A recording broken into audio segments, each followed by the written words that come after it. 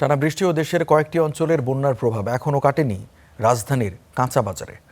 সরবরাহ কিছুটা বাড়লেও দামে তার প্রতিফলন নেই।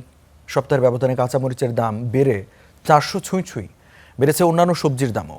অন্যদিকে সব ধরনের মাছের দাম কেজিতে 20 থেকে 30 টাকা পর্যন্ত বেড়েছে। রাজধানী বাজারে অধিকাংশ সবজি বিক্রি হচ্ছে 100 টাকা বা তার বেশি দরে, আর কাঁচামরিচের কেজি পৌঁছেছে প্রায় 400 টাকায়। পেঁয়াজ বিক্রি হচ্ছে 55 থেকে 60 টাকায়। কাঁচামরিচের দামটা বেশি আর বেগুনের দামটা বেশি। 15 দিন আগে সবজি 50 টাকা কেজি আছিল, 60 টাকা কেজি আছিল।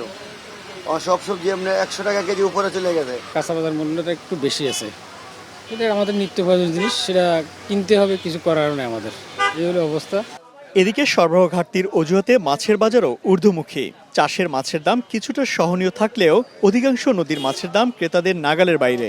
সব মাছই বাড়তি, কেজি থেকে 100-150 টাকা বাড়তি। আবহাওয়া খারাপ, এই জন্য নদীর মাছটা কম পাওয়া যায়, এই জন্য মাছটা একটু দাম বেশি। আবার চাষের মাছটা তুলনামূলক একটু দাম কম। মাছের দামটা আমি বলবো যে এখন বেশি, কারণ আগে আমরা কিছুটা কম পেতাম, কিন্তু এখন মাছের দাম বেশ উচ্চ মূল্য। তবে গরুর মাংসের দাম অপরিবর্তিত রয়েছে।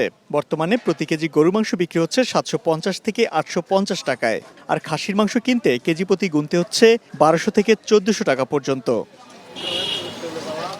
Imtiaz Ahmed, star news, Dhaka.